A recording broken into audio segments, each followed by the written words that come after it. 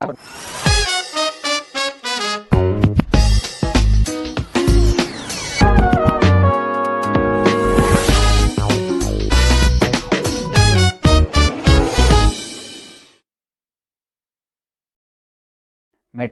TV में आपका स्वागत है, जो मेटाबॉलिज्म और स्वास्थ्य के बारे में सही जानकारी की जगह है। एकने, चेहरे के एकने, सीने के एकने, पीठ के एकने, एकने। मैं फ्रैंक सुआरेज हूँ, ओबेसिटी के विशेषज्ञ। हमारे नेचुरल स्लिम सिस्टम के साथ वज़न कम करने आने वाले और हमसे संपर्क करने वाले लोगों के बीच बातचीत होती है, क्योंकि उन्होंने मेटाबॉलिज्म की किताब पढ़ी है और इसे लागू कर रहे हैं, विशेष रूप से डायबिटीज़ वालों के बीच। हमारे पास एक नई किताब है जो डायबिटीज़ सिन प्रॉब्लम्स की है। बहुत सारे डायबिटीज़, बहुत सारे मोटापे वाले लोग नहीं आते हैं, लेकिन दिलचस्पी से काफ़ी सारे पतले लोग आते हैं। तो मुहासों के विषय में अनुसंधान करते हुए और हमारे 15 से अधिक वर्षों के अनुभव को देखते हुए हमने देखा है कि हर बार जब कोई व्यक्ति वज़न कम करना शुरू करता है और अपने शरीर के लिए ठीक नहीं चलने वाले खाद्य पदार्थों को पहचानता है, जिसे हम खाद्य पदार्थों के दुश्मन या आक्रामक खाद्य पदार्थ कहते हैं, तो मुहासे खुद ब खुद गायब हो जाते हैं। इसलिए ये एक अच्छा उपाय हो सकता है। मैं थोड़ी देर मुहासों के बारे में बात कर, लेकिन थोड़ी देर दिखाकर हम कहाँ हैं दिशा में दिखाने के लिए। ध्यान दें, चेहरे पर मुहासे हैं ना? युवाओं के बीच बहुत होता है, किसी भी उम्र में होता है। हमारे पास नेचुरल स्लिम सिस्टम के अंदर मदद करने वाले लोग हैं जो 50 और 60 वर्ष की आयु के बड़े लोग हैं और उन्हें मुहासे होते हैं, उन्हें यह समस्या होती है। क्या आपको माथे, नाक, चेहरे या चेहरे के विभिन्न हिस्सों में मुहासे होते हैं? नहीं, इकने सीने में भी हो सकते हैं। यहाँ उदाहरण के रूप में एक महिला को छाती में, स्तनों के बीच में होता है और मुहासे भी पीठ पर हो सकते हैं। ये एक आधिकारिक मामला है ना, लेकिन ये पुस्तुला विकसित करता है, जिसका अर्थ है कि इसमें पुस होता है, इसमें संक्रमण होता है, यह सूजन होता है। इसलिए चाहे वह पीठ में हो या छाती में हो या चेहरे में हो, मुहासे होते हैं। लेकिन मैं थोड़ी देर के लिए बोर्ड पर जा रहा हूँ ताकि मैं आपको बता सकूँ कि हमने 15 से अधिक वर्षों के काम के साथ 50,000 से अधिक लोगों के साथ जो कुछ देखा है, वह अकने की वास्तविक कारण है। और यह कुछ ऐसा है जिसे मैंने अविवादित रूप से देखा है या हमेशा देखा है, और जो काम करता है वह यह है कि अकने खाद्य पदार्थों से बहुत गहरे रूप से जुड़ा हुआ है। इसलिए मैंने यहाँ आकर आपको इस बारे में बताने का निर्णय लिया है। आक्रामक खाद्य पदार्थ उनके शरीर के लिए असहिष्णु होते हैं जिन्हें सहन नहीं करता है। हम सभी अलग अलग हैं, न केवल तंत्रिका प्रणाली में, न केवल निष्क्रिय या उत्तेजित तंत्रिका प्रणाली में। मेटाबॉलिज्म की शक्ति या मधुमेह के बिना समस्या पुस्तकों में समझाया गया है। हम सभी अलग अलग हैं, लेकिन इसके अलावा हमारे पास आनुवांशिक कारक भी हैं। एक वंशानुक्रमिक कारक, क्योंकि हम में से कुछ लोगों के पास अधिक आदिवासी, अधिक यूरोपीय, अधिक अफ्रीकी, अधिक यूरोपीय विभिन्न मिश्रण होते हैं ना। क्या शरीर की विशेषताएं जो हमारे पूर्वजों से आती हैं, सभी कोशिकाओं के प्रजनन के मुख्य निर्देशिका जीनों में संकेतित होती हैं? वे सभी कोशिकाएं हैं जो शरीर में उपस्थित होती हैं। क्या यह ठीक है या नहीं? इसका जवाब क्या होगा?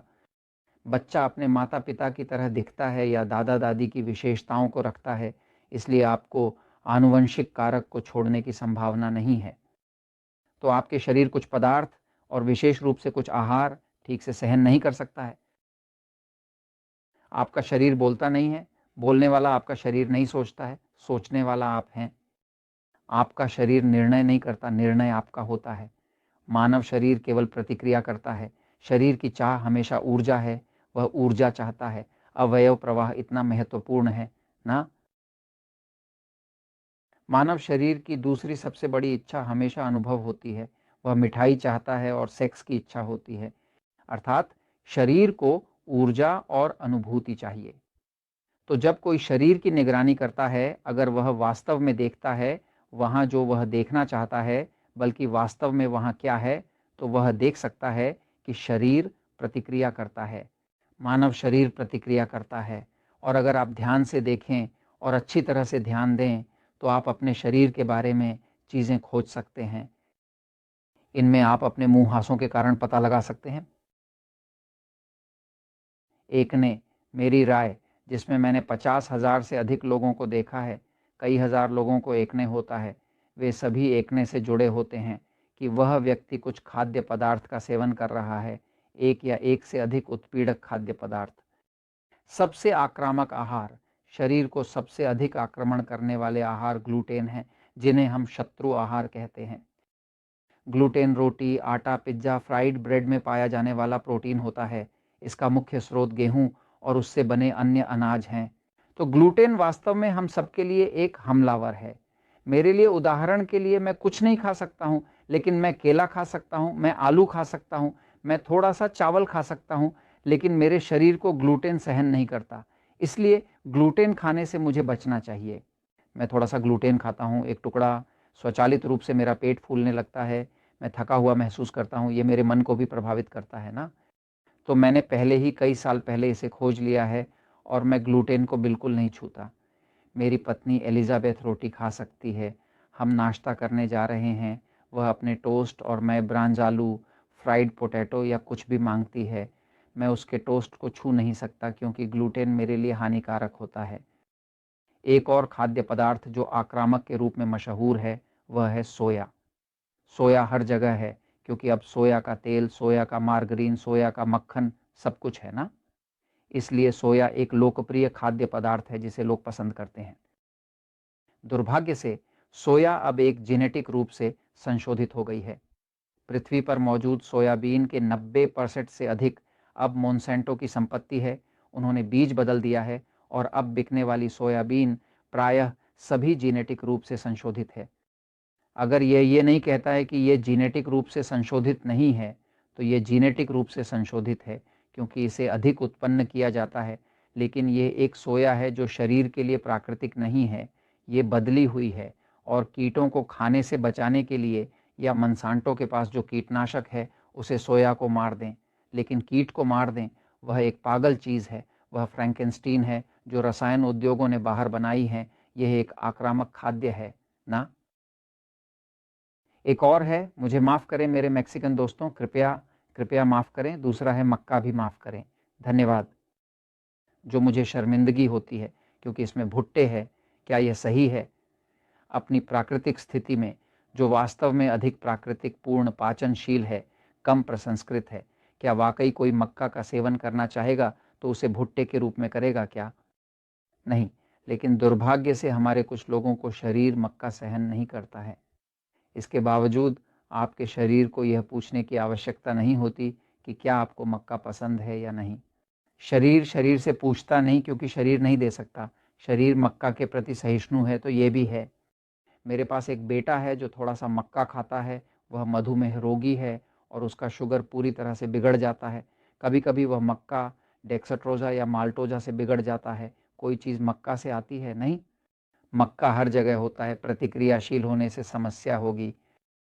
तो ये 3 और कुछ अन्य जो उसे जोड़ा जा सकता है, लेकिन ये ठीक वैसे ही हैं। क्या ग्लूटेन, सोया, मक्का और अन्य को नहीं शामिल किया जा सकता है? क्या मुहासों का कारण ये हो सकता है? अच्छा, मुहासे चेहरे, छाती, पीठ, लेकिन खासकर चेहरे पर वह उत्तेजना का प्रतिबिंब है जो आंत में हो रहा है। ये उत्तेजना शरीर के अंदर हो रही है। पाचन संबंधी समस्याएँ होती हैं तो चेहरे पर प्रतिबिंबित होती हैं। चेहरे, सीने और पीठ में हो रहा है, वही इंटेस्टाइन में हो रहा है। मुझे कैसे पता है? कुछ लोगों ने मुझे गोलमोल लोगों को पहुँचाया है, जो मोटे होते हैं, चेहरे पर मुहासे होते हैं। हम उन्हें ग्लूटेन, सोया, मक्के से हटा देते हैं। मुहासे गायब हो गए, सब बंद हो गए, सूख गया और गायब हो गया। व्यक्ति ने सत्यापित किया कि थोड़ी देर बाद उसने निर्णय लिया कि वह परीक्षण करेगा और मुहासों की समस्या वापस आ गई। जब आप खाते हैं और चेहरा, छाती या पीठ फटती है, तो अनुभव होता है कि मुहासों का कारण वह आपत्तिजनक आहार है जो आप खा रहे हैं। इसे जांचें, उस आहार को हटाएं और देखें। और मैं ये आपसे कह रहा हूं क्योंकि सच्चाई हमेशा जीतती है।